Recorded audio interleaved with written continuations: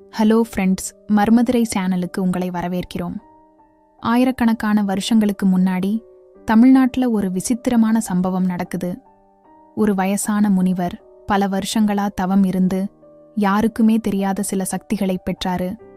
அந்த சக்திகளையெல்லாம் ஒரு ஓலைச்சுவடியில மந்திரங்களா எழுதி வைக்கிறாரு. அந்த ஓலைச்சுவடிதான் அமானுஷ்ய கிரந்தம்.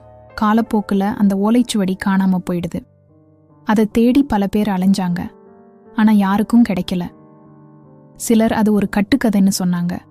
சிலர் அந்த ஓலைச்சுவடி கிடைச்சா உலகத்தையே ஆளலாம்னு நம்புனாங்க. சரியா 20ஆம் நூற்றாண்டுல தொல்பொருள் ஆராய்ச்சியாளர் ஒருத்தர் ஒரு பழைய கோயில்ல மறைச்சு வைக்கப்பட்டிருந்த அந்த ஓலைச்சுவடியை கண்டுபிடிக்கிறார்.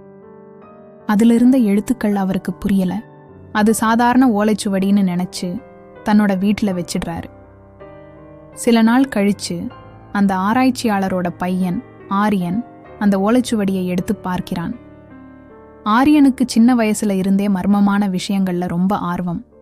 அந்த ஓலைச்சுவடியில இருந்த பழங்கால தமிழ் எழுத்துக்களை பார்த்துட்டு அதுல ஏதோ ரகசியம் இருக்குன்னு உணர்றான். அன்னிக்கு ராத்திரி யாருக்கும் தெரியாம அந்த ஓலைச்சுவடியை திறக்கிறான். அதுல 18வது அத்தியாயத்தை வயதானவரின் நூல் அப்படிங்கிற தலைப்புல படிக்க ஆரம்பிக்கிறான். அதிலிருந்த மந்திரங்களை அவன் வாசிக்க ஆரம்பிச்சதும் அந்த அறைக்குள்ள ஒரு அமானுஷ்ய சக்தி நுழைஞ்ச மாதிரி உணர்றான். மெழுகுவர்த்தி அணைஞ்சு எரியுது. காத்து பயங்கரமா வீசுது. அந்த அத்தியாயத்துல ஒரு மந்திரம் இருக்கு. அந்த மந்திரத்தை சொன்னா இறந்து போனவங்களோட பேச முடியும்னு எழுதப்பட்டிருக்கு.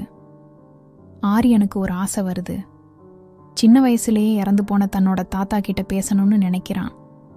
ஆனா அந்த ஓலைச்சுவடியில ஒரு எச்சரிக்கையும் இருக்கு. இந்த மந்திரத்தை முறையா பயன்படுத்தலைன்னா விபரீதமான விளைவுகள் ஏற்படும். ஆரியன் அந்த எச்சரிக்கையை பெருசா எடுத்துக்கல. தைரியத்தை வரவழைச்சுக்கிட்டு அந்த மந்திரத்தை உச்சரிக்க ஆரம்பிக்கிறான். அவன் மந்திரத்தை சொல்லச் சொல்ல அந்த அறையில் இருந்த பொருட்கள் எல்லாம் தானா நகர ஆரம்பிக்குது. கண்ணாடியில விசித்திரமான உருவங்கள் தெரியுது. ஒரு நொடி ஆரியனுக்கு பயம் வந்தாலும் தாத்தாவை பார்க்கணுங்கிற ஆசையில மந்திரத்தை தொடர்ந்து சொல்றான்.